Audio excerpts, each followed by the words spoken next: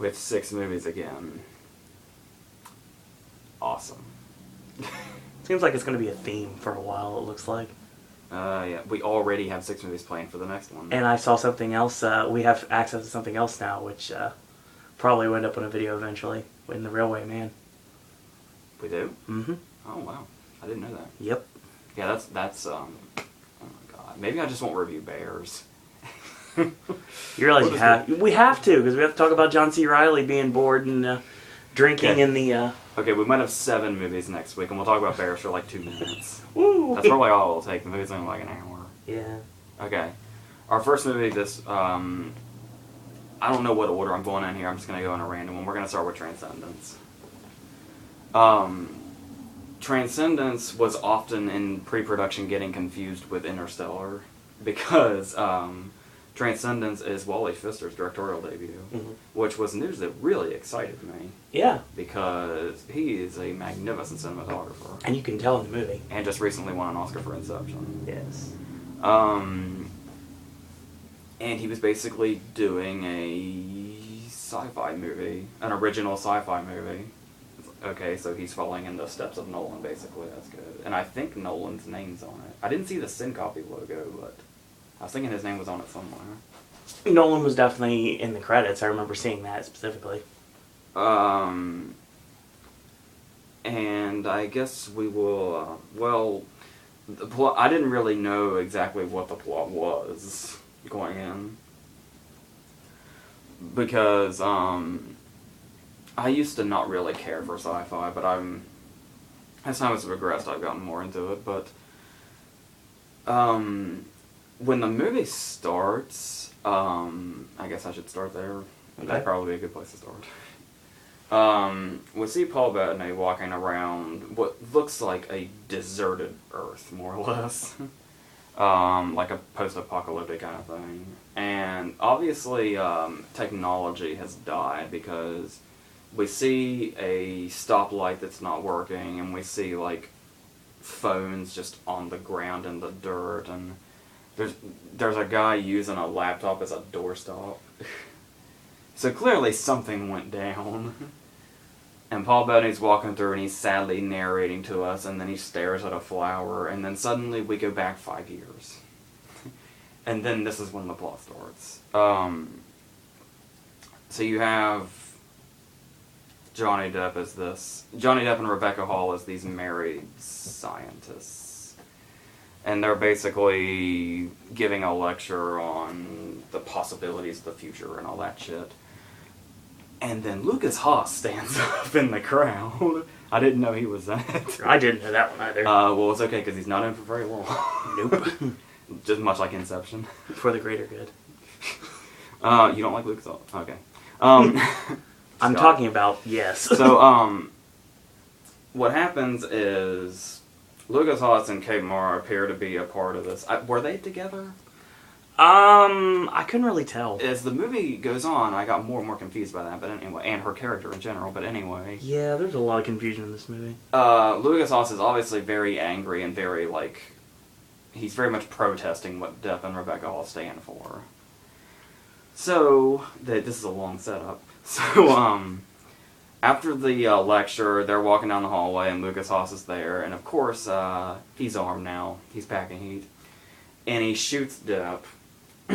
But everything seems okay because the next shot, Depp's in a wheelchair, and it's like, hey, I'm all good, and stuff like that. Well, turns out that the bullet was, like, laced with radiation or something. Mm-hmm, radiation poisoning. Yes, and now Depp is dying very rapidly.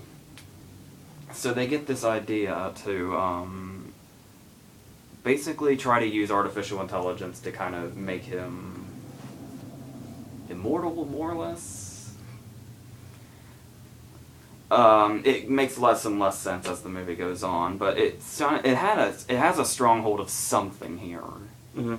So they take him through this long process as he's getting weaker and weaker, of basically programming his entire mind into this computer. And then we're about half an hour into the movie and he dies. And then he manages to come back to life through this computer and basically lives as, like, an artificial intelligence thing. that basically becomes more and more like his old self as time goes on, but maybe not so much his old self. Or something like that. I don't know, you can correct me if you want to. I probably won't even.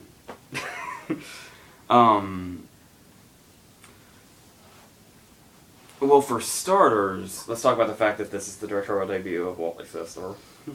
I kind of expected it to be a little more visually striking than it was. Mm-hmm. Really, the closest thing we get to visually striking is a lot of scenes of the sun shining through things.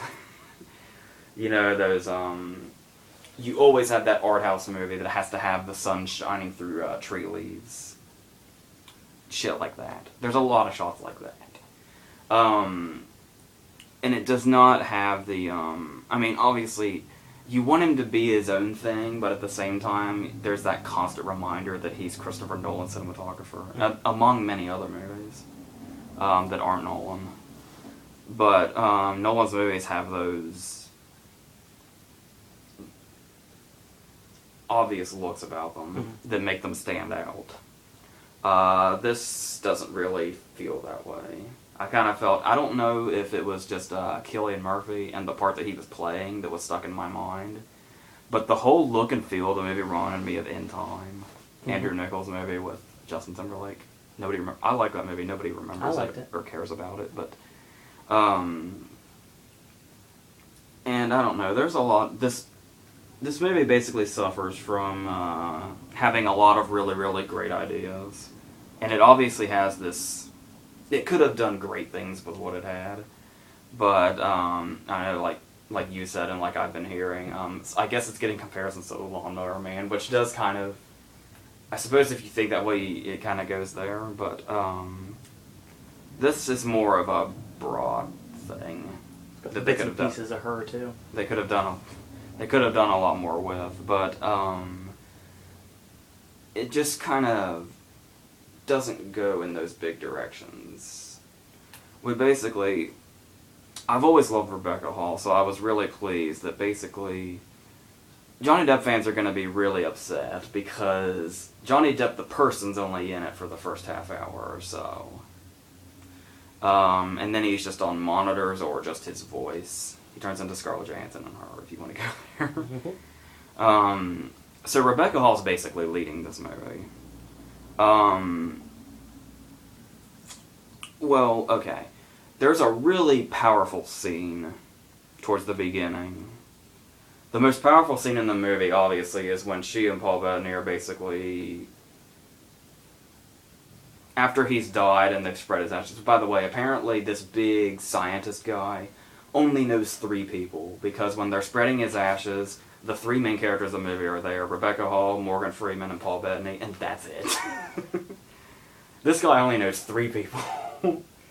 And they all just happen to be the main characters in this movie. But then when he manages to contact her for the first time, and the words come up saying, like, are you there? And then he calls her by name, and they realize that he's come back through technology. After he's been cremated. He is long gone. But then it never really reaches the powerful moment that scene does again. And the performances themselves, Paul Bettany's really good towards the beginning. Freeman does his thing. But as the movie progresses, these characters and these performances just kind of get blander, and it's like the movie just stops caring there. Yeah. And then we learn that he can basically, like, take the form of people. There's a really weird scene in the middle where we're introduced to Clifton Collins Jr.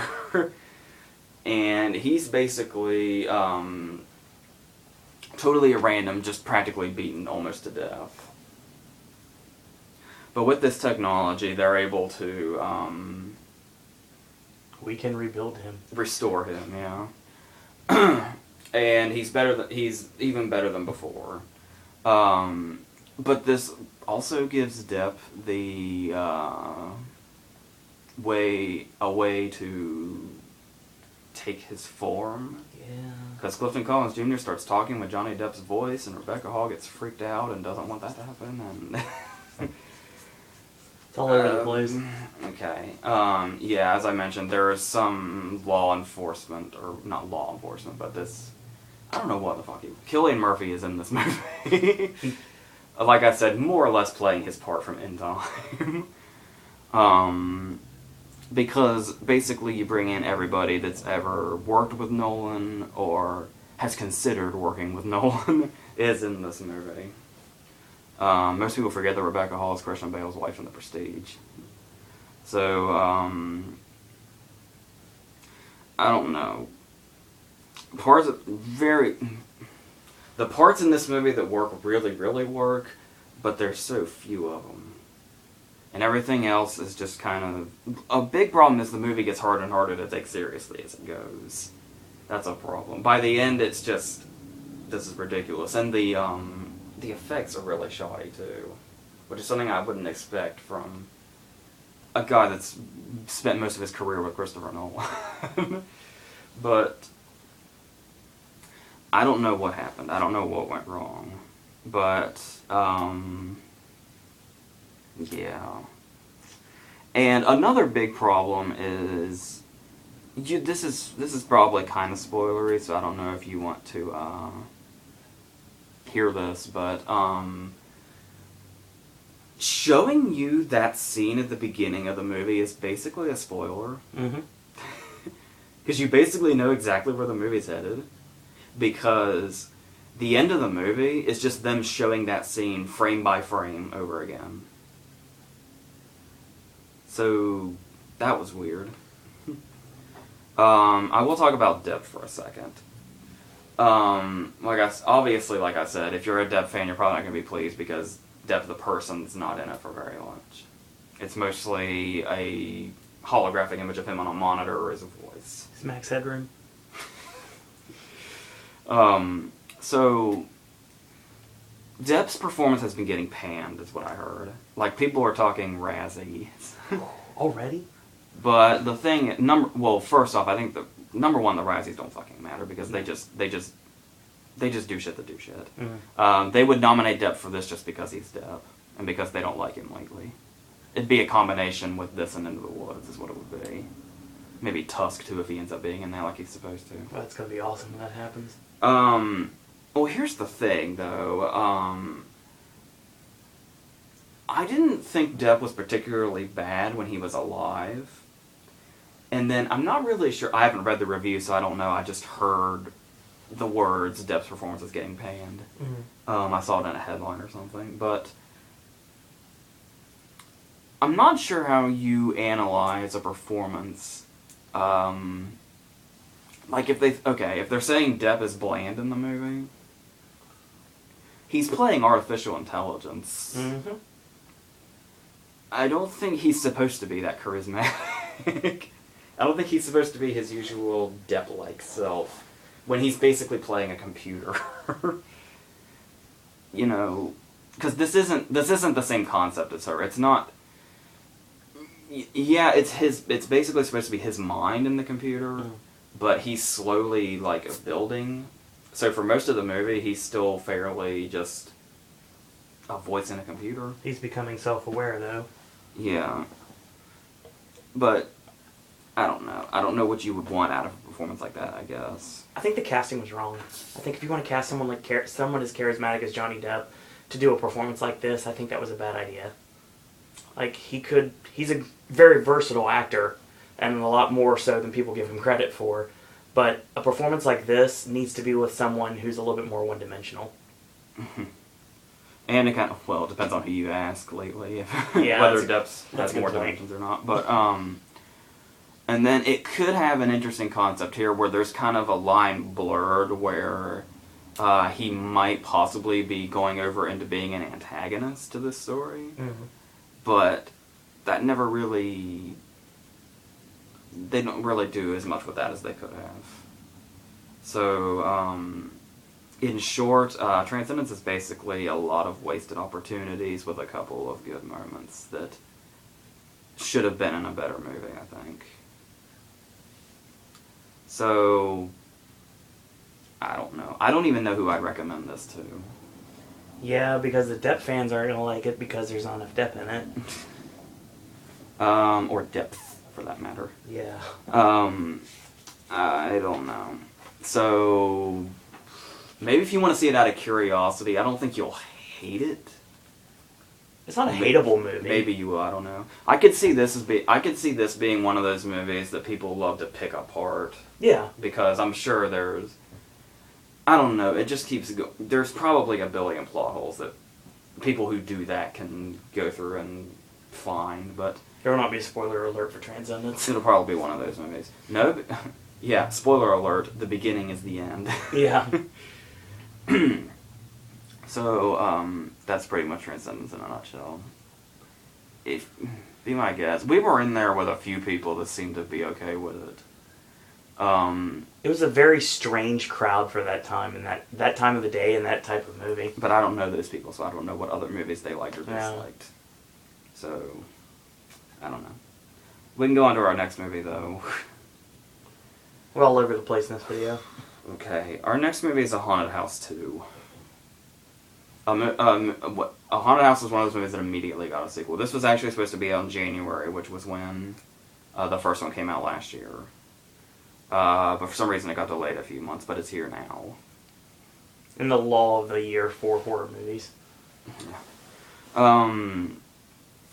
So basically what the first one was basically, usually the spoof movies tend to do two movies. Like, the first Scary Movie did Scream, I Know What You Did Last Summer. Mm-hmm. And the second one did The Haunting and, you know what, I don't even remember what the other one was. But anyway, this one more or less takes on The Conjuring, while still doing the Paranormal Activity setup that the first one did. And Sinister. Yeah. Sinister's a big plot point. But the Sinister, we'll get to that in a second.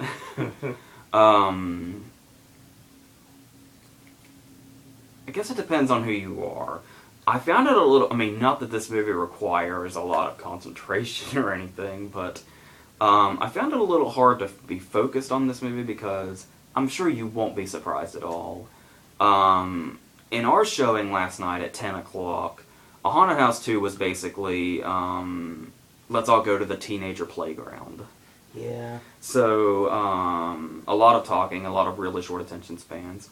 Once again, not like you need attention spans for this movie, but I'm talking during the trailers, talking during the movie, talking during everything. But regardless, people talking about wanting to get up and leave, but then not. I'll say this right away. It's no surprise at all because it's a Wayans brothers. Well, it's Marlon's Wayans. Usually it's Baby Way. Again. Yes. Generally what happens is this movie is extremely, extremely dirty. Yeah, it is. Really, let me tell you this. This tells you. Okay, I don't know what the thought process was for these people, but this is not what you would expect. You'd expect this maybe from older people, but these were like teenagers. Mm. There was this group of 4 teenagers, I'm pretty sure. There is a scene in this movie that is so dirty, these 4 teenagers got up and left and never came back. I'm talking about the sex scene with Jamie Presley, of course. Yeah. Let's just say Marlon Wayans isn't very dry at the end of that scene.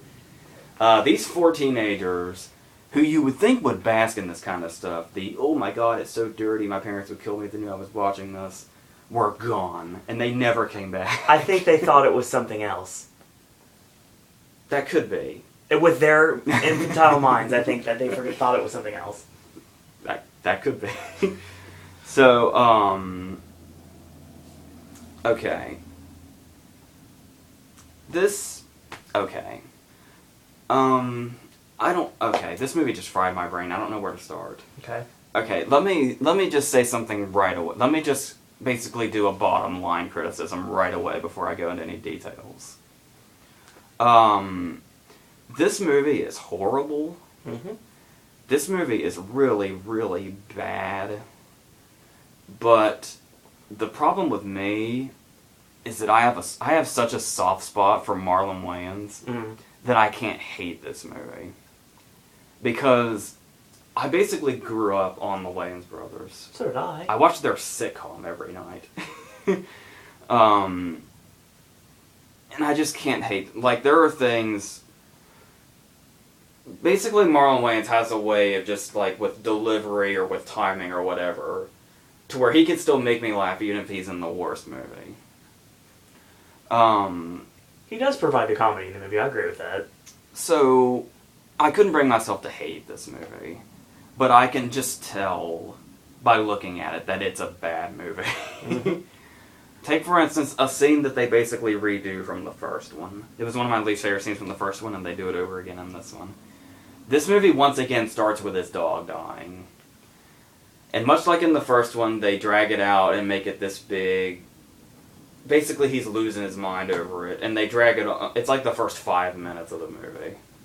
Which, it does have a funny payoff later when they're spoofing the box from Sinister. But regardless of that, there are enough funny scenes to where I didn't hate it or anything. Let's talk about Sinister, for instance. The Sinister stuff is not very funny. No. But I'm going to be totally honest with you. And if you didn't think so, I don't care. I say this without shame. Sinister scared the holy shit out of me. Okay, so, you want to tell the story about after the movie was over? Normally we just sit and reflect and we just got the hell out of there? So, here's the thing. Even though the Sinister scenes weren't very funny, it gave me a bit of catharsis and relief to see it parodied. Yes. Because it was like, okay, you're taking shit that scared the holy shit out of me and doing something stupid with it, so it's not as frightening anymore. And the worst video, thank God, it didn't get used. The lawnmower, yeah. Yes, lawn work is the one I did not want to see. He's even wearing Ethan Hawke's sweater in these scenes. It might have been the same shirt underneath. Probably was. The glasses and everything. And yes, okay, if you want to talk about how bad a Haunted House 2 isn't, there is a funny scene in the middle of the Sinister parody where he's doing the thing where Ethan Hawke writes down what he sees and he's asking questions. And one of the questions that Malcolm asks in a Haunted House 2 that he's writing is, why are they still making scary movies without the Wayanses? Because they fucking suck now. Yes. Self-aware. This movie is a lot better than Scary Movie 5. Oh yeah, easily. For sure. I laughed more than once in this movie. Mm-hmm. That makes it better than Scary Movie 5. Yeah. The fact that I laughed once in this movie makes it better than Scary Movie 5. However, we'll back this up. There is a scene towards the very beginning of the movie that most critics and probably some audiences will find unforgivable. And they won't turn back. They will hate the movie from this scene on because of this scene. Like I said, it's mainly, besides Paranormal Activity obviously, it's mainly a spoof of The Conjuring. And they really, really use the doll that's barely a plot point at all in The Conjuring. Yeah. Annabelle doll, I think is her real name. Mm-hmm. It's Abigail in this. It's not Sister Abigail, though. Could have been. Should I just stop by saying there's an unforgivable scene involving the doll, or should I go into the details? Be my guest, sir. There is a scene that goes on for about 5 minutes. 5 minutes doesn't seem like very long, but when your movie is 87 minutes, it was like an eternity. 5 minutes is a long time for one joke. See the dog joke, for instance. Basically what happens is Marlon Wayans' character has a fatal attraction-like affair with this doll. They even mentioned fatal attraction and boiling rabbits and all that because it wasn't obvious enough. To the people watching it with us, probably not. They probably don't even know Glenn Close's name. Nope. So, Cruella DeVille. Maybe. Possibly. Depends. I don't know, those movies were 90s. I think we're dealing with people who were born in the 2000s now. Yeah, you're probably correct on that. So, I keep forgetting how old we're getting. Yeah. So, I know. Anyway, Marlon Wayans has a very extended sex scene with this doll. It almost puts the puppet sex in Team America to shame. I was about ready to bring that up. Imagine if the sex scene in Team America had a human in it.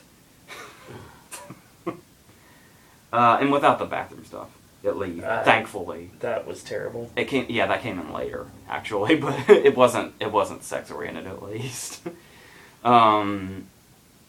They do of all the movies, they do a riff on The Shining. Mm-hmm. Because the movie actually starts off with it ends the way. What was the name of that movie? The Devil Inside. Oh God. Yeah. The beginning of the movie is a riff on the end of The Devil Inside when the car wrecks. And they leave his girlfriend for dead, and he and Avion Crockett flee the scene. I laugh when he looks at the screen and says "deuces" before he runs away. Yeah. And she comes back, but that's a plot that doesn't come into like the end. The plots just come and go in this movie. Most people are not going to care about plot points watching this movie. Yeah, but I'll actually get into that in a minute. That's something that Scary Movie did really well, and that's why I'm kind of taking points away from this movie for not doing it. But anyway, he leaves his girlfriend for dead, and he's with Jamie Presley now, and Jamie Presley has 2 kids. And one of them is a little boy who has an imaginary friend named Tony. And that's a recurring theme through the movie, and that is their take on The Shining, I guess. That's it. And yeah, the whole joke you probably saw in the trailers about how Tony's apparently black. I thought it was a take on Toby from PA. That could be, too. But the way the kid changed his voice, okay, I think is more, it's supposed to be like Tony in The Shining. Especially since his fucking name's Tony. And they didn't even change that. That's why I thought it was more PA. It might be that, too. I don't know. It's probably a combination. Yeah, I'd say so. Just taking all we can get. Oh, yes. The other, I mentioned It Always Does 2 movies. This is weird because, let me tell you this. The other movie besides The Conjuring that this movie really focuses on is a movie I totally forgot about. No, The Possession with Jeffrey Dean Morgan. Yeah. From 2 years ago. The box and the flies. Well, she did the head thing too, so. That's The Conjuring. Yeah. Yeah, the box from The Possession is a main plot point in this movie. The other daughter finds it. Yeah. I didn't mind that movie. I just completely forgot about it.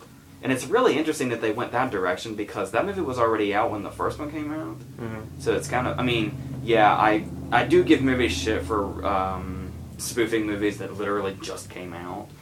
But I do find it interesting that they decided to make a major plot point of this movie, a movie that was out before the first one even came out. Yeah. Like, they didn't tackle it in that one, but they're going to tackle it, I don't know. Anyway, and there's one scene that's an exact replica of a scene from The Last Exorcism too. But, thankfully they didn't do too much with that. But I'm sure if you wanted to spoof The Last Exorcism 2 by itself, you have a gold mine there, because that movie's already almost a comedy. There's still a little bit of Evil Dead in there too. Yeah. So, anyway, here's the problem. Mainly with the sinister plot point.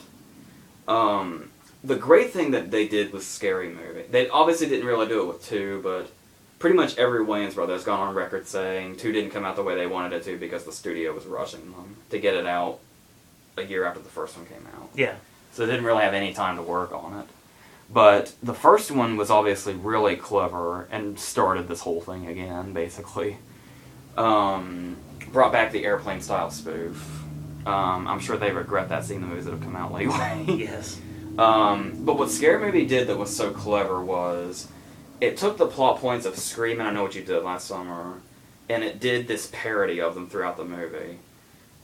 And through parodying these movies, they ended up making their own movie with its own plot. Mm-hmm. And I always found that really, really clever about Scary Movie. The plot points here, like the Devil Inside spoof and the sinister scenes, after a while they just stop. Yeah. The Bagul spoof, played by Dave Sheridan, never comes back. Like, we think, well, they hinted he might be the one that possessed his girlfriend in the first movie, but that's never really touched on again. And the ending is kind of, the ending also is kind of like the ending of Sinister. Mm-hmm. I think that's the direction they were going. But I don't know. I couldn't tell anymore. Because most of the movies they were spoofing, I don't remember much about, like The Possession. Yeah. Like when, obviously The Possession ends with the people taking the box and they get hit by a truck and the box gets opened. I remember that. Mm-hmm. They set up like that's gonna happen. I thought that was the way they were going when Missy Pyle and the other guy leave with the box. But, no. So I don't know. And there's a lot of, okay. Another thing that's just really, okay. There are two basically kinds of jokes in this movie. There's sex jokes and there's race jokes. Mm-hmm. And they're just pretty much nonstop. This movie doesn't really, that was the real big problem with this movie. Is generally it's nice to have jokes of all kinds to offer, especially when you're doing like a comedy like this that opens all kinds of opportunities. Mm-hmm. Almost everything. Okay, first off, I'll go into the Gabriel Iglesias thing. Pretty much every time he was on screen, I knew something bad was going to happen because they had this. I mean, I get that it's a running gag and everything, but it was never funny to begin with, and they kept using it through the whole movie. Yeah. Basically, this joke where they talk about how one's offended by racist stereotypes, and then, shock surprise, he does all those stereotypes. That joke happens every single time Gabriel Iglesias has a scene. And they do it with Marlon Wayans, too, with the, after they sacrifice the chicken. But that one got a little bit more a laugh out of me than the Mexican ones. But and the other thing is, I don't have a problem with dirty humor at all. Mm-mm. I don't care. Do whatever. I don't care. There's pretty much nothing I haven't seen. I'm not offended by anything. I'm just saying, do you have anything else? Almost every single joke in this movie somehow turns into a sex thing. No matter what kind of joke it is. Here's the thing. Okay. There's a funny scene when they spoof Sinister. The scene where Ethan Hawke looks away from his monitor and Bagul is paused on the monitor and he turns and then looks back. And they play with that. And I just knew it. I almost turned to you and said it before it happened because I wanted to call it because I knew I was predicting it. He starts making faces at Marlon Wayans and then turning, and Wayans keeps trying to catch him doing it. That's a funny way to spoof that scene. Yeah. But of course, by then, we've done so many sex jokes, I was thinking in my head, let me guess, this Bagul character's gonna do the dick in the mouth motion. I swear to God, he did. He did. And then there's the scene where they spoof the bugs and the possession when they go into the girl's room and the box is opened and there's those fly things everywhere. And there's a funny joke where it's simple but it's funny. Because he's in the room and it's just filled with these things. And he tells Jamie Presley to go get him something to take care of this. And she brings him back a pink fly swatter that's like this big. So she keeps handing him stuff to kill the flies with. How can you possibly turn this sexual, they said. For no reason at all, she hands him a dildo.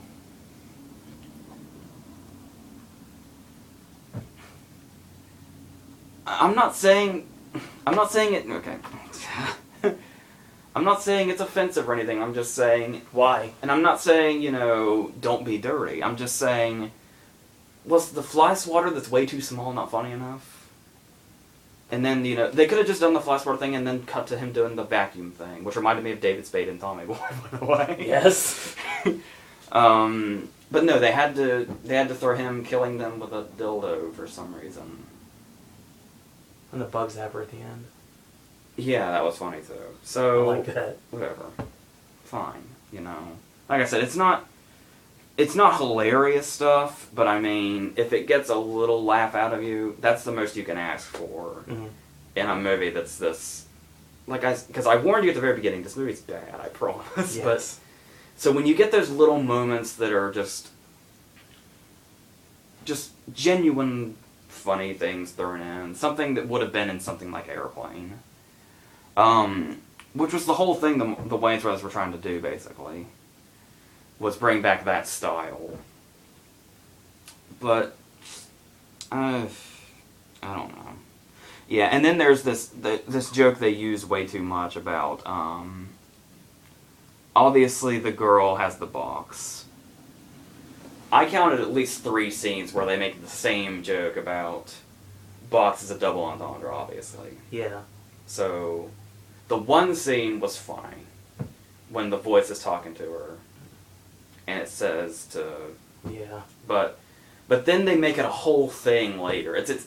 The box joke gets its own scene later, after it's already been used. I don't know, so... Cedric the Entertainer's back. Yeah, there's a really funny scene where Cedric the Entertainer stabs a priest.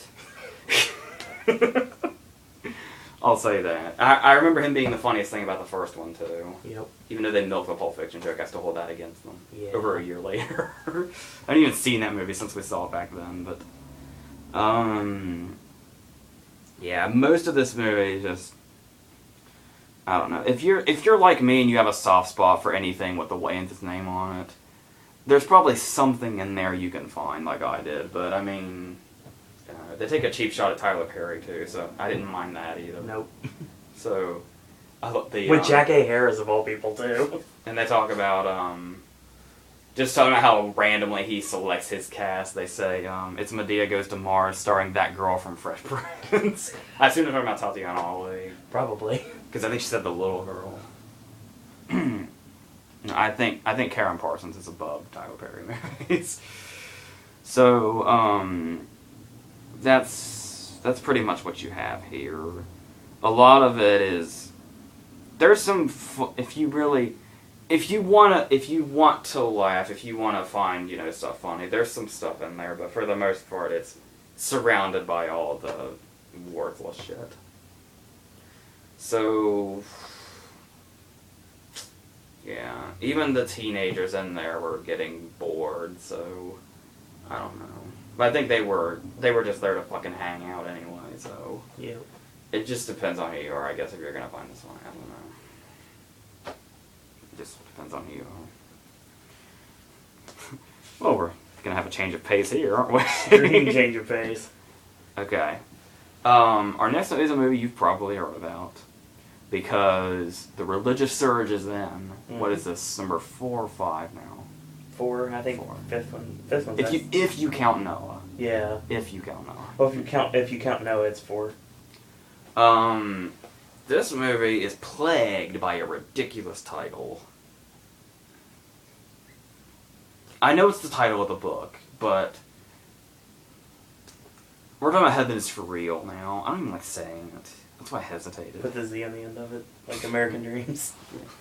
Okay. Heaven is for Real is about the most noble man on the face of the earth. And he's played by Greg Kinnear in a good bit of casting. Yeah. Because everybody loves Greg Kinnear. Indeed. If you don't like Greg Kinnear, I don't like you. What this guy is... We see a day in the life of this guy. It's the first scene. Excuse me. I didn't expect that to make a noise. That's how I open Heaven is for Real. We meet this guy named Todd. Yeah, he's definitely Todd. Todd Burpo. Todd Burpo. I thought that name was a joke. Nope. When they show his name on the mailbox, and it says Burpo, I thought that was supposed to be a funny scene, like, the kids in the neighborhood maybe messed up the letters. I thought that's what we were focusing on. Nope. This is a straight movie. Yes, and it's it's the guy's real name, so I'm sorry if you happen to come across this for some reason. It'll be a lot more sorry soon. Okay, and this guy is the most noble man on the face of the earth, like I said.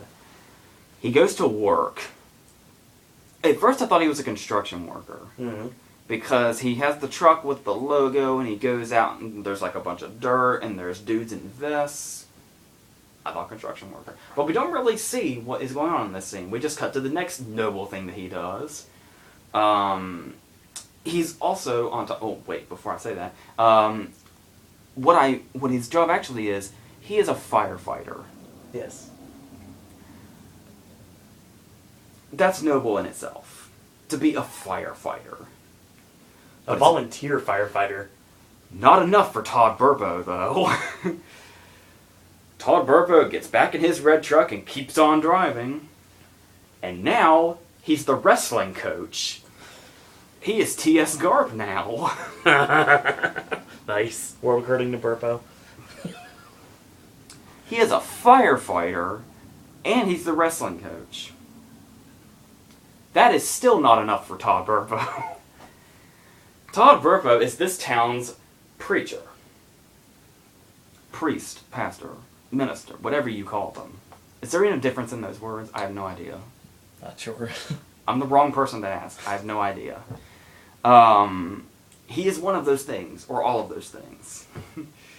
So needless to say, Todd Burpo is the all-American dude. He's also got 2 kids and a wife. And they have financial issues. Todd Burpo is as fantastically American as you can possibly get. But what happens here, apparently this all happened. It does the based on a true story thing, and I know, in a movie based on a true story almost doesn't mean shit. But apparently this is all from the book that he wrote from his personal account. That apparently a lot of people were witness to, I guess. So what happens is, basically the story of Todd Burpo turns into the book of Job. Because, despite the fact that he is brought to us as the greatest person alive, suddenly he's bombarded with bad shit happening to him. And he has to have a patience to go through that. First off, I forgot something. Not only is he Todd Burpo the amazing firefighter, Todd Burpo the amazing wrestling coach, and Todd Burpo the amazing priest, he also happens to be an amazing baseball player.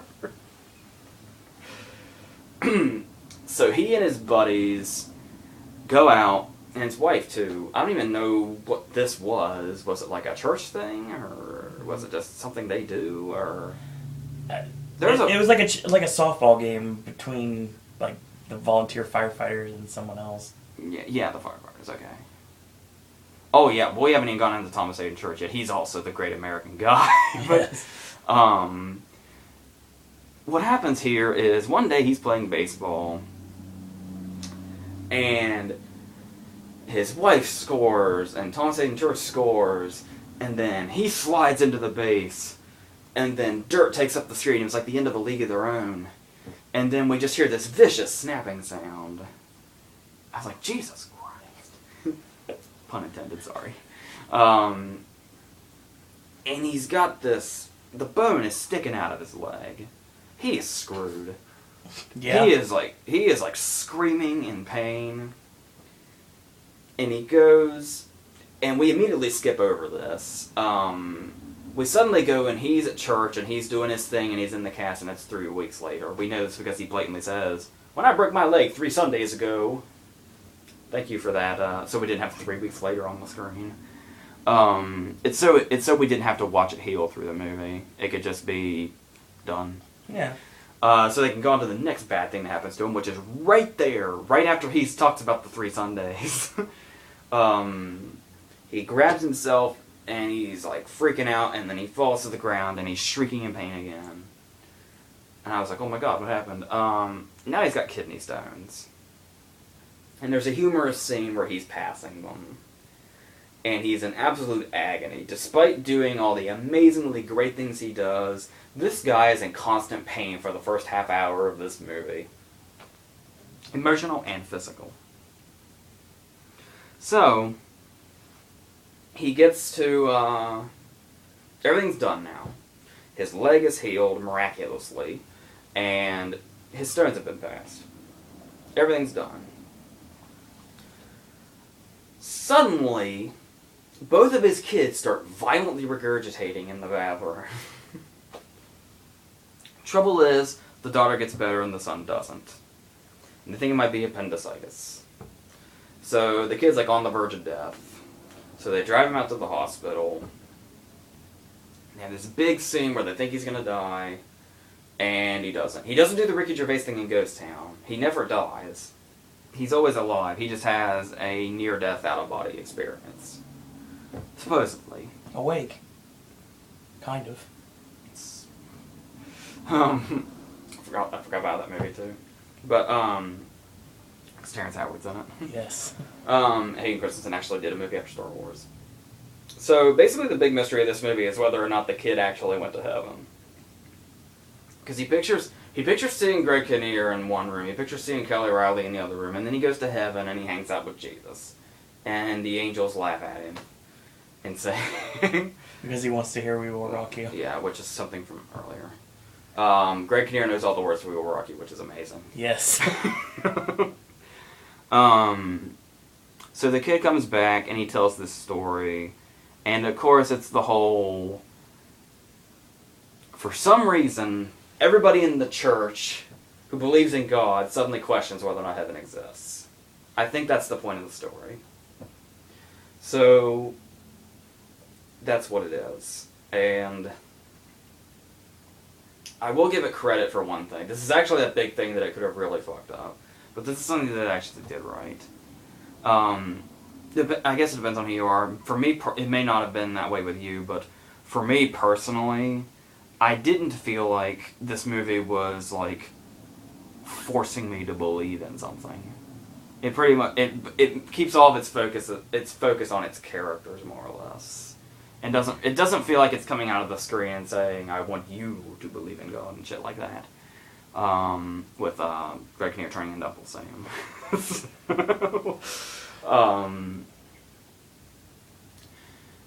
That's one thing I thought worked well. Mm-hmm. But apart from that, much like the rest of these religious movies, it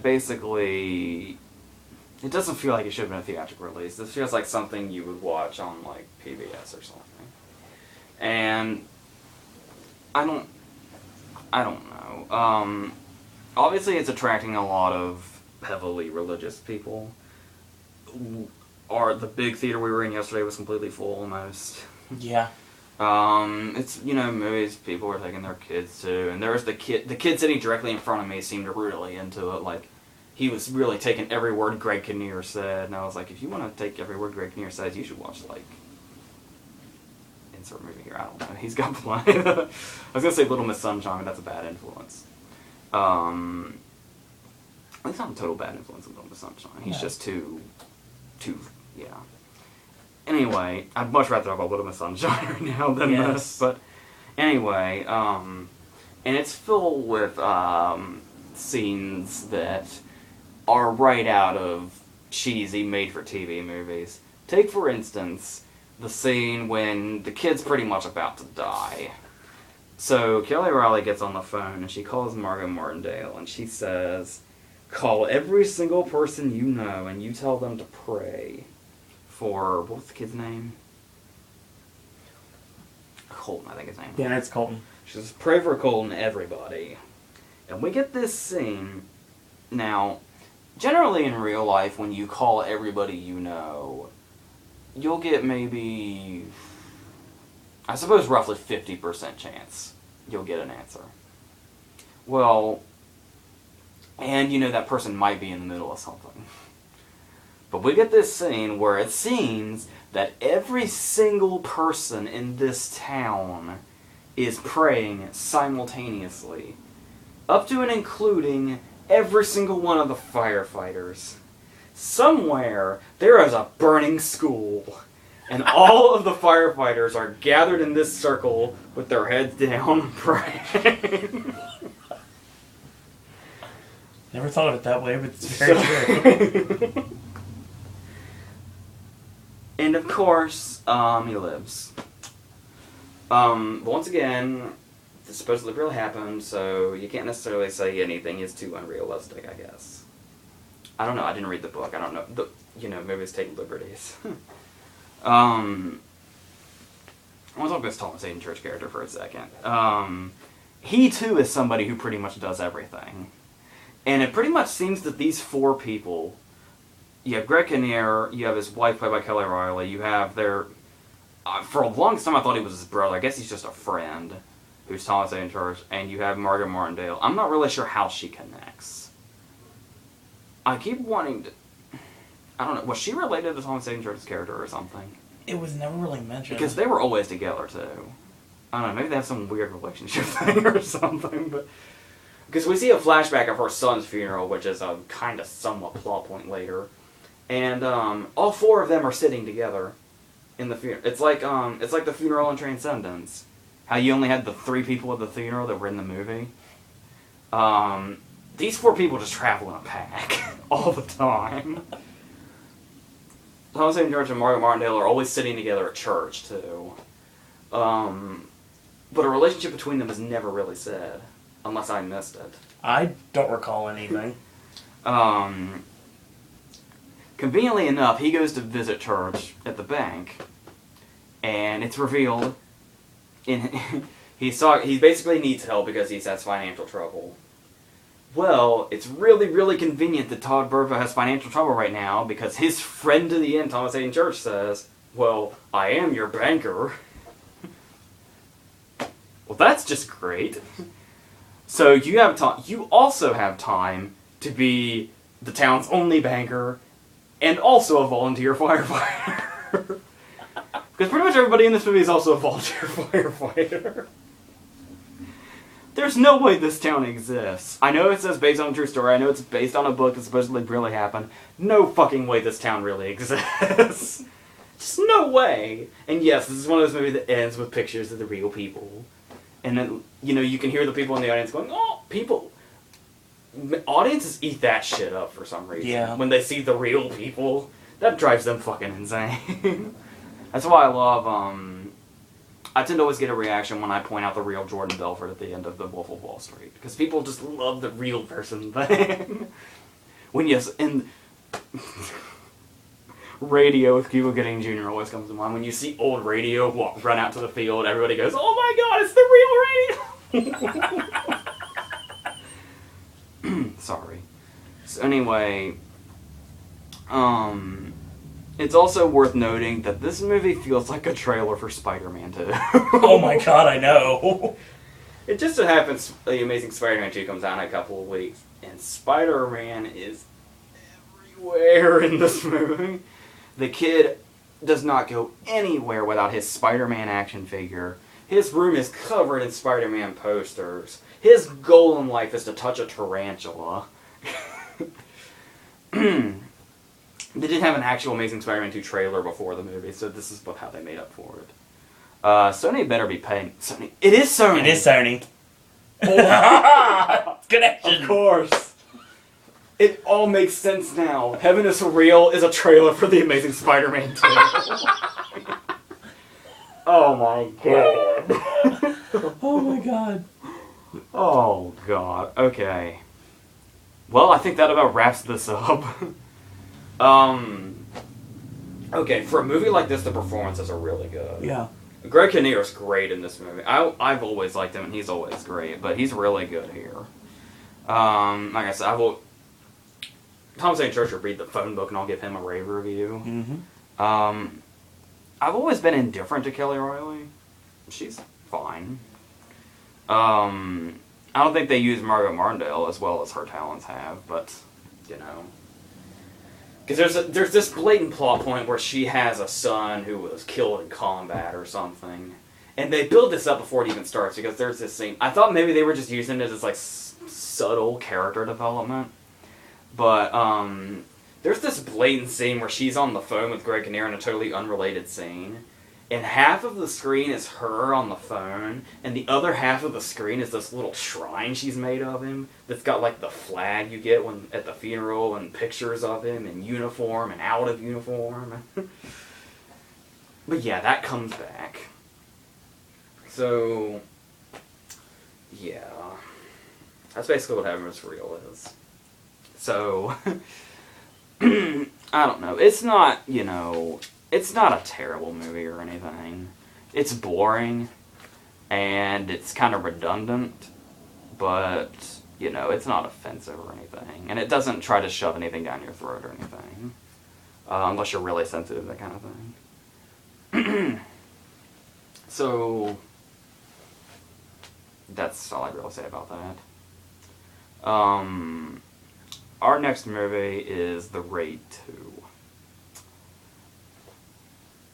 2. I'm not really sure how to start this. Okay, I'll start with the plot. Then I'll go into my opinion. Well, I'm assuming if you're bothering to watch a review of The Raid 2, you've already seen The Raid. And you would know that the end of The Raid is, you have the main character, who's the cop, and you have his brother, the criminal. And the movie ends with, them capturing the corrupt cop that's basically was the whole reason for this carnage to happen. And we learned that there's a whole array of corrupt cops surrounding this whole raid. So, and they will continue to do that. But they're going to start by bringing in this cop. And the brother is going, since the uniform fits, as they say, the cop brother is going to go on being a cop, the criminal brother is going to go on being a criminal, and they part ways. And we assume the cop is taking the corrupt cop off to go into custody, and the movie ends. The very first scene of The Raid 2 is his brother getting shot in the head. Immediately silencing that plot point by this new crime boss. And what it is this crime boss, there's two different crime families. And this new up-and-coming crime boss is basically trying to put them at war, so they'll kill each other and he can take over. And the first thing he does is off the cop's brother, that we just got to know, because he was basically in charge after they killed the villain at the end of the raid, the first raid. So now we continue right where we left off. According to the director, The Raid 2 takes place 2 hours later, after the first movie ends. So he goes and he takes the corrupt cop to the other cops. Because at the end of the movie, his brother said there's this one cop you can trust, that's where you take him. They take the corrupt cop that they captured at the end of the first raid and shoot his ass in the head, and he's done for. We tie up the loose ends of the first movie in the first 5 minutes of The Raid 2. And then we go into this new plot. Obviously, he learns that his brother was killed by this new gangster. So, he wants revenge. So the cop basically tells him he can get his revenge by working for them. Because the one crime family has a son that's in prison. So what they're going to do is they're going to drop him into that prison. And he's basically going to, the senators, there's a senator that put him away. And that senator is basically going to, have the, shit, who was it? It was either him or his son, but somebody involved with this senator got the shit beaten out of them by this, I watched this movie like 2 weeks ago, and I'm just now reviewing it. Long story short, he takes care of this senator, and they drop him into the prison undercover, with the charge against him for it. But the senator is the one that put this guy in the crime family away, so that's basically how they get his attention. And they basically join forces, and it's all an undercover thing. It's basically, it's kind of mixing the plots of The Departed and Face Off a little bit. Wow. Or Infernal Affairs, if you want to go there.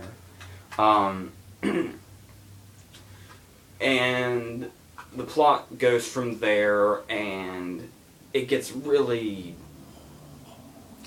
It just builds and builds as it goes. I'm going to say this about The Raid 2. There's a word that I don't use very often. I really, really try not to use this word at all. I've seen almost 7,000 movies. I'm really close. Like I'm like five more movies and I'll have seen 7,000 movies. I can think of maybe 50 movies out of 7,000 that I would consider masterpieces. I think The Raid 2 might be one of them. And just hear me out. Just hear me out, okay? I know that seems quick. Like I said, it might have just been the initial high of seeing a movie so insane. And maybe as time goes on, it won't seem as amazing. I don't know. But as I feel about the Raid 2 right now, I would use the word masterpiece. Here's the thing. This movie is... Well, here's the thing. It takes what was, the first... I'm getting all my words fucked up now because I'm just so amazed. The first movie was famous for being one of the big, pure action movies. The first Raid movie is known for being an action movie from beginning to end. It is hardcore, non-stop for an hour and 40 minutes. Or so. This one has that same level of intensity in its action scenes, but it throws, like, we have a whole thing about it. Like, one of the things I didn't really care for in the first Raid was that we didn't really know anybody with the exception of the two brothers. And everybody else was just kind of there to be killed. Because that's what it was. It was just an hour and 40 minutes of everybody in that building fucking killing each other, is what the Raid is. And you only really know two of them. Which is really interesting that I said that was really my only criticism of the first movie, because in the second movie, you get to know every character front to back, forwards and backwards, sideways and diagonal, while having the awesome, magnificent action scenes. And it all comes together so well. Like, I haven't seen a movie come together in a long-ass time. The way this movie just puzzles itself together and builds to the climax that it does, with the bloodbath in its wake, is just an amazing thing to behold. I read somewhere recently that Nicholas Winding Refn saw this movie and cried. I'm not surprised. It's obviously, it's not this simple, but when I try to describe the Raid 2 the best I can to people as quick as I can, I say it's like if Tarantino had made The Departed. Except Tarantino's action scenes don't get this wild. Well, when you go to Kill Bill, yeah. Something like that. But there is, it's even bigger than that. There is a car chase in this movie that is so unbelievably out of control. It's probably one of the best car chases. It's not necessarily... It's not the way it's shot like the car chase in Death Proof. It's more like... I don't even know. You have to fucking see it to believe it. That's all I can say. I'm gonna have a really hard time describing this movie because it's just, yeah.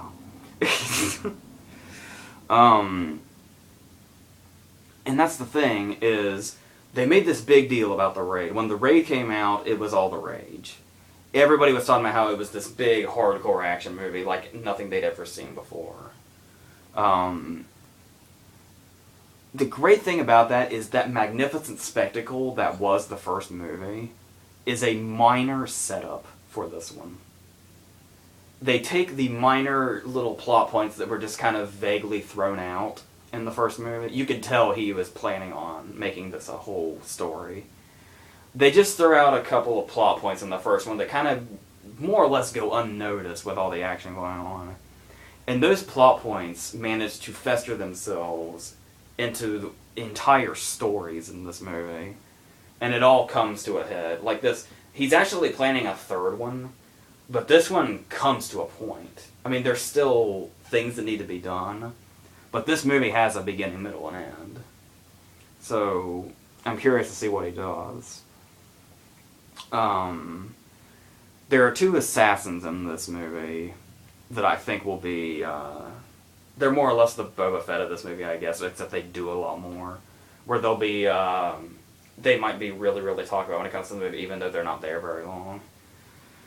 They're deaf mute, and I think they might be brother and sister or something. But, their actual names are Hammer Girl and Baseball Batman.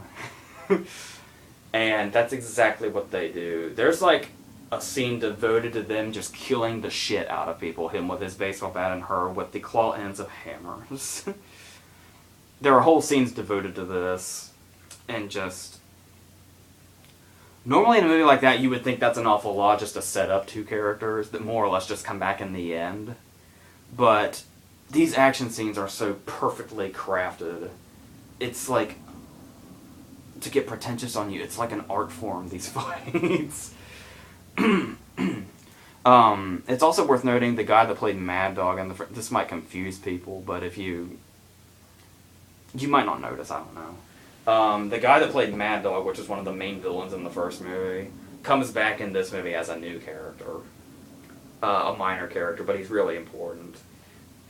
I was wondering in my head if people are going to see him in this movie and think, is Mad Dog back from the dead? How did that happen? No, it's the same actor playing two different characters. He was also one of the main fight coordinators, I think, when they made it. But this... and he's this, he plays this machete... It's interesting. He plays this machete-wielding, homeless assassin. And we don't know why he's homeless. He's basically chosen this lifestyle, but he's just this minor character. Even the minor characters get their own big stories. This guy only has a few scenes, but we learn that for some reason he's decided to live the life of a homeless person. But he does these hits so he can make money for his wife and child, who are estranged from him because of this homeless lifestyle that he took up for a reason I guess we'll never know.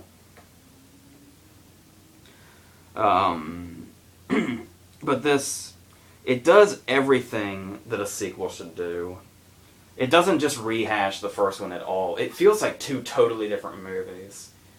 Like, you would never... I mean, if it wasn't for those story points that connect them, just looking at them on the surface, you would never suspect these two movies are the same story.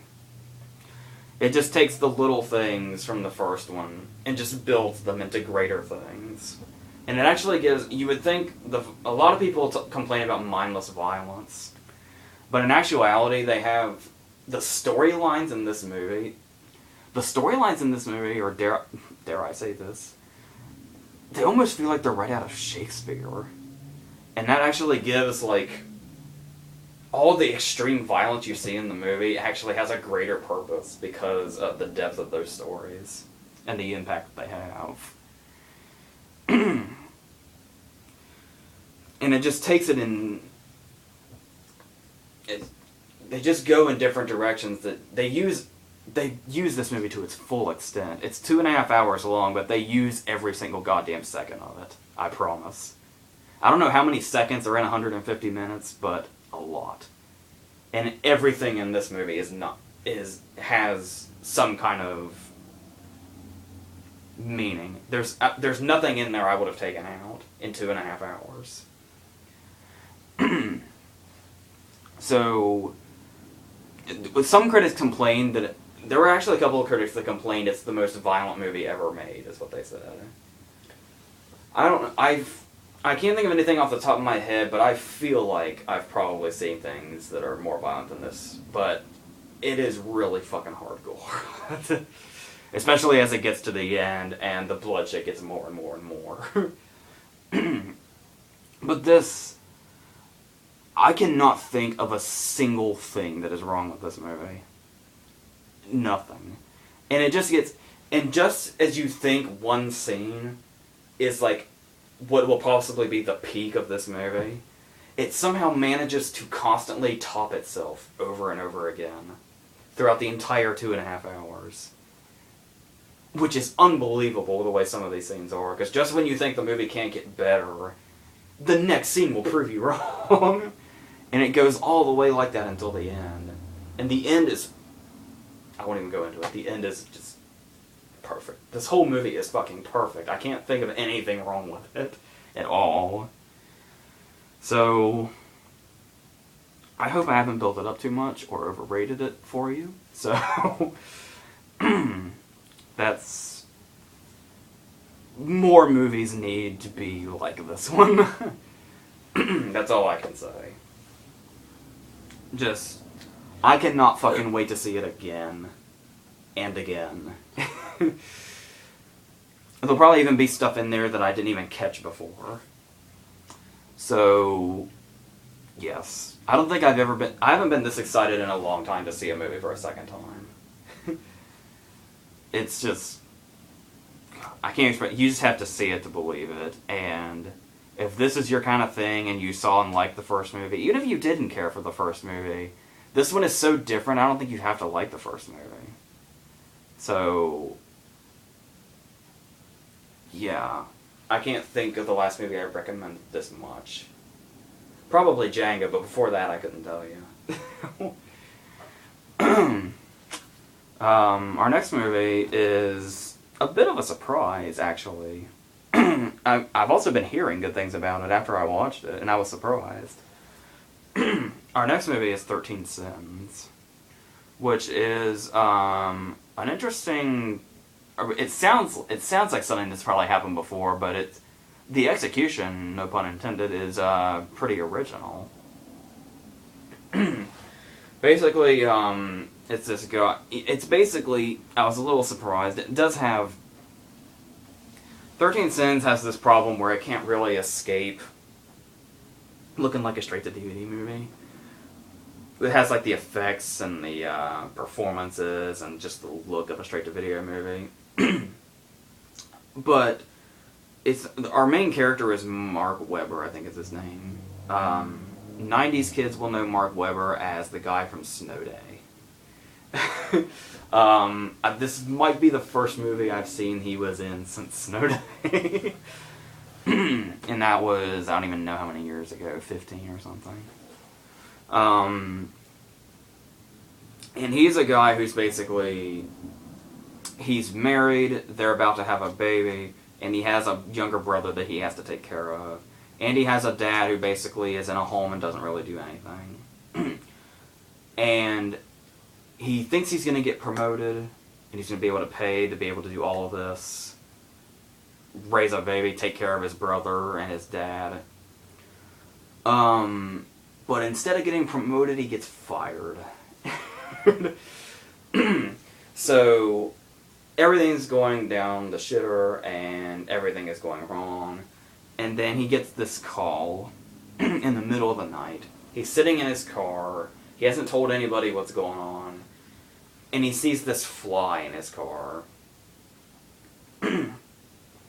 So he gets a call from this strange voice. And the voice, more or less, is Jigsaw. And asks him if he wants to play a game, more or less. But it's not. It's a little more original than Saw. Well, I don't mean Saw's not original. I just mean it's not Saw. It's more. It's yes, you know what I mean. And the voice says, "I'll give you I can't remember the exact amount. Something like $1,000 to kill the fly in his car." So obviously he's being watched, but he doesn't know how or by who. And the guy says, "I'll give you $1,000 if you just kill the fly." So he kills the fly with a wrapped up paper, and then he gets a text message that says, "Challenge 1 completed. $1,000 has been put in your bank account."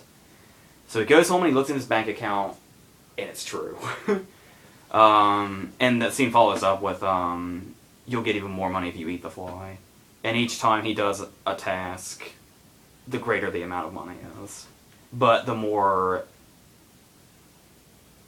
hesitant he might be to do the task also as it goes.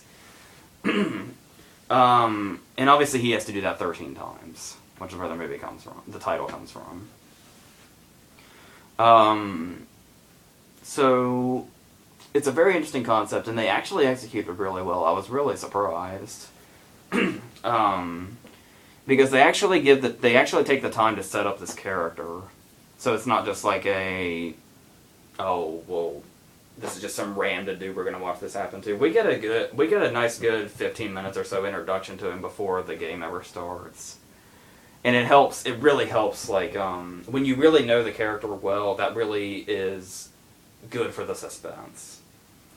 So, and it's not as, when I heard the plot, my mind said, it sounds like 12 rounds with saw traps.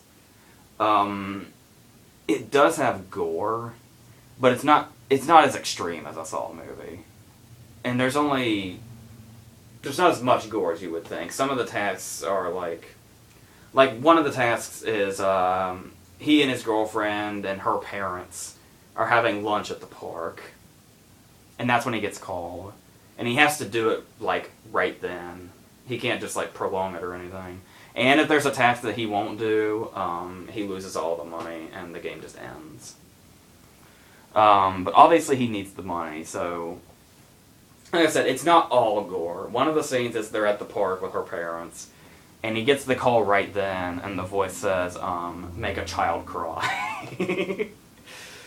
So there's this funny scene where he just catches this little girl on her way to the bathroom, and he's like, and her mom is just talking to some guy, I guess, that's in a suit, and he's like, you know that you're adopted, right? And that you're about to be taken away. That's what your mom is talking about right now. And they do it in a funny way like that. It's got those light moments that go with some of the more hardcore scenes. And they go back and forth. Like, it goes from he has to saw a limb off to, not necessarily his limb, to crash the wedding rehearsal dinner. And get tackled by security and shit like that. And also there is a parallel story going on with a detective that's played by Ron Perlman, of course. Because there's this thing now where when you make movies that are borderline straight to DVD, you bring Ron Perlman into them and waste him. Not waste him, but I mean, like, waste his talent. See Badass with Danny Trejo, where he had, like, one scene. One scene where he's, like, being arrested on TV. But no, he's actually in this more than I had anticipated, so that's good. But it's not... there were some missed opportunities. This is where I felt like... It kind of felt like it was on a really, really cheap budget. I think that might not have helped. And there were times where it didn't really feel like they were... I kept also thinking of Cheap Thrills from earlier this year. Where Cheap Thrills really, really pushed the envelope on what they did. For a while, I didn't really feel like this movie was doing that. There's this whole segment that we missed that they talk about involving a stolen ostrich. Apparently he did that, but the movie never shows it. They just mention it. I was like, you could have had like a whole scene with, what the fuck was that? And there's no even build up to it either. We don't know, like, he gets the call and we don't know what the task is. And then the next scene, the task has already happened, and it involved a stolen ostrich. That scene would have been, you know, maybe they couldn't afford, like, to get an ostrich or something on their budget. There was one scene where I really felt like they really pushed it as far as it could go. And they basically took, you'll recall a crucial scene in The Counselor. They take that scene and bring it to the extreme. That's a good scene. Imagine the scene in The Counselor times about 20. All at the same time. Oh, God. That's an awesome scene, but that's the only time where I really felt like... I'm not saying the whole movie had to be gore. Like, it's not even... I expected also kind of a horror movie. It's not really a horror movie. It kind of keeps up that thriller thing from beginning to end. Like I said, it's not really gory enough, I guess, to be considered into that genre either, but that's the one scene where I really thought that's kind of... When I thought about how extreme they were supposed to be getting, I expected stuff more like that, but that's more or less the peak of how extreme it gets. So I thought that might have been kind of a wasted opportunity. It's never boring, so that's nice. And it's short. I think it's like 85 minutes or something. And it's... I will say one thing. I do recommend this movie. I think generally people will like it if they like this sort of thing. It is what it is. It's nothing else. I will say, though, that if you do watch this, I don't know how popular the ending will be. I think people might not care for the ending. I actually think it's a really great and ballsy ending. Like, they certainly took a risk ending this movie the way they did. And because it was really unpredictable. That is not what I expected. But, yeah, there's a whole other segment that makes the plot interesting and actually really adds to the suspense. he changes the rules in the middle of the game. But not so much changes the rules, so much as just didn't say everything. There's another person that we don't see playing the game also. And it's actually a race between them to who can do the 13 first. And when he learns about that guy, then it turns into... Not only does he have to do all this stuff, but now he's on a time limit. So, because if one guy gets there first, then the other guy loses all of his money. So, that certainly added an interesting wrench into the story. And we don't really get too much of an explanation. It's basically, the whole point of the movie is basically, he's one of those people that's like a weakling and lets everybody walk all over him. Like when he gets fired at the beginning, he doesn't even fight for it. He just like hangs his head and gets fired. And the guy fires him because basically he lets everybody walk all over him. They call it, the caller called it the spectacle of transformation. So when the more he progresses, the more he turns into basically somebody who's not going to let you walk all over him, basically. So yeah, it was, they didn't go as far with it as they could have, and I think it could have been a much better movie for sure. But with what they had, they made something decent. So yeah, I would check it out if you come across it. If you're into that sort of thing, I'm sure you'll like it just fine. Our last movie is a movie that was at TIFF last year and got a small... It actually came out last week, but I didn't see it until this week. It's a movie called Hateship Loveship, starring Kristen Wiig and Guy Pearce and Haley Steinfeld and Nick Nolte. Which is a nice cast list, except that I'm not a Kristen Wiig fan at all, which might have had something to do with this. It's also worth noting that every time I say the title, I want to say Redfish, Bluefish right afterwards, and that's throwing me off.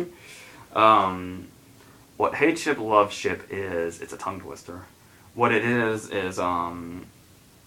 Kristen Wiig is basically one of those people that basically goes into... I can't remember exactly what they're called, but they go into houses and care for people, basically.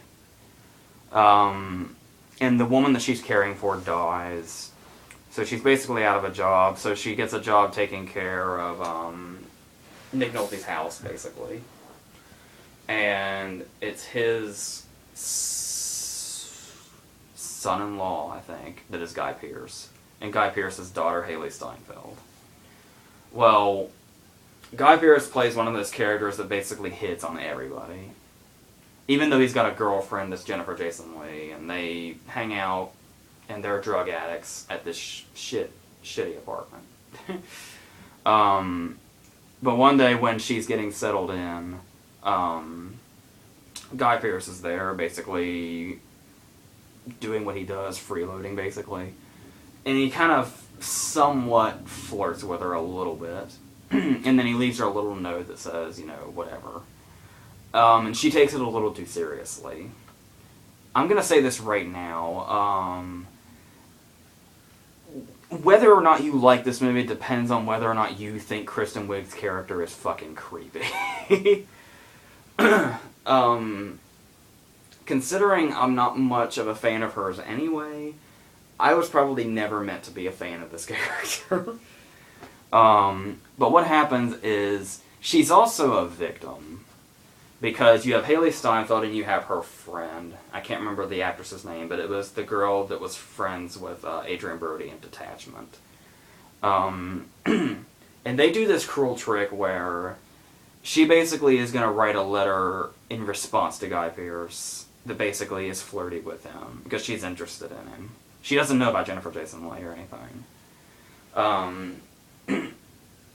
But Haley Steinfeld and this girl get a hold of the letter. And they decide to play this mean prank where they're going to set up a fake email. And they're going to send her emails as Guy Pearce, basically romantically. And this goes back and forth. They'll send something romantic to her, and she'll get really... She's falling more and more in love with him, and she's sending emails back. And then finally, Haley Steinfeld finally decides that this isn't a good idea and it's too cruel, but the girl wants to keep doing it because there's this whole pointless subplot where Haley Steinfeld likes this guy at school, but he basically goes with the other girl. And when Haley Steinfeld backs out, this girl goes rogue and continues to write letters to her as Guy Pearce.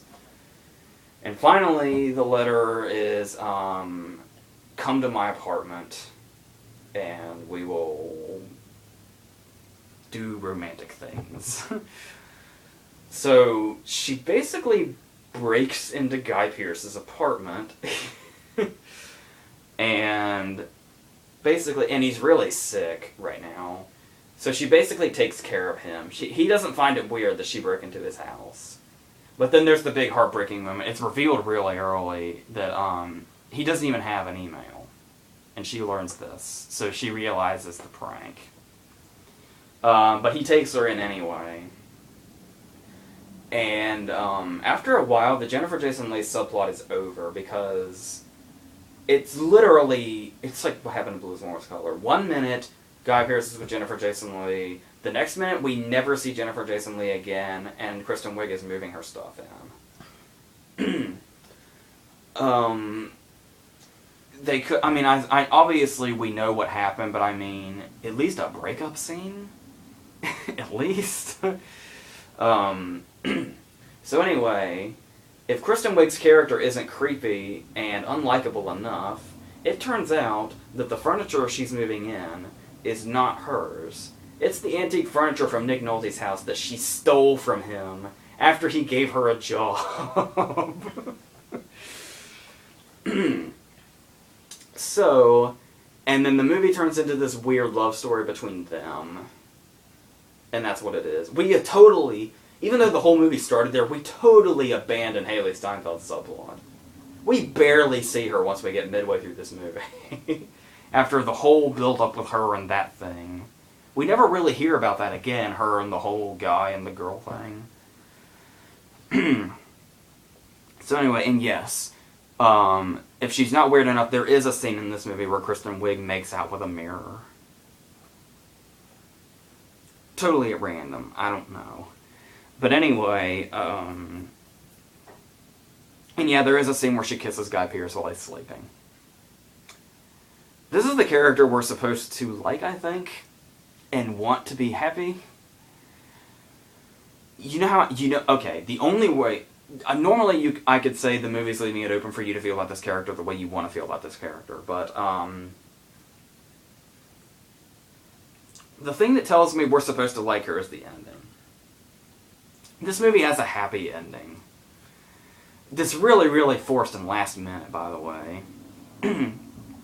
But not before we have this really, really forced, pointless conflict, like 10 minutes before it ends.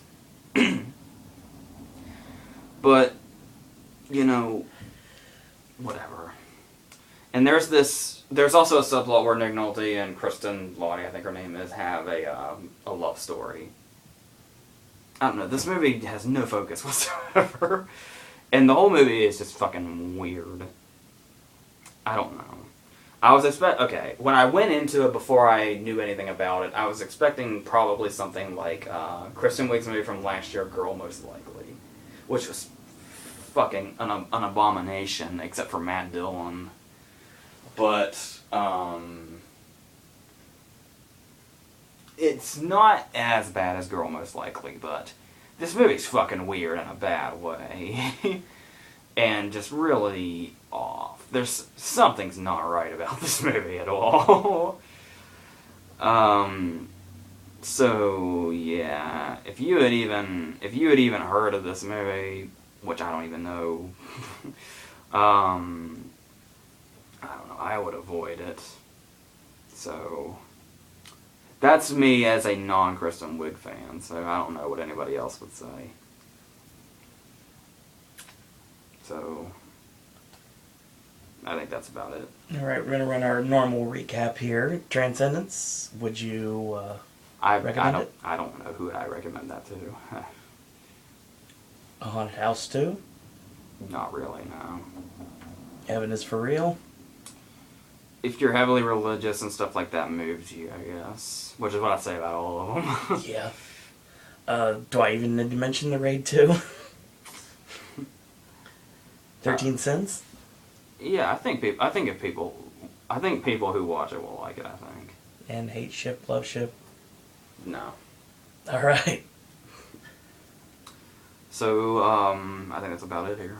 So we've got, actually, I'll shoot with you guys. It's Saturday. We're going to Athens to watch 2 movies later today. In a couple of hours, Under the Skin, finally, and the Grand Budapest Hotel. Those will be on next week's video with Brick Mansions, and The Other Woman, and The Quiet Ones, and...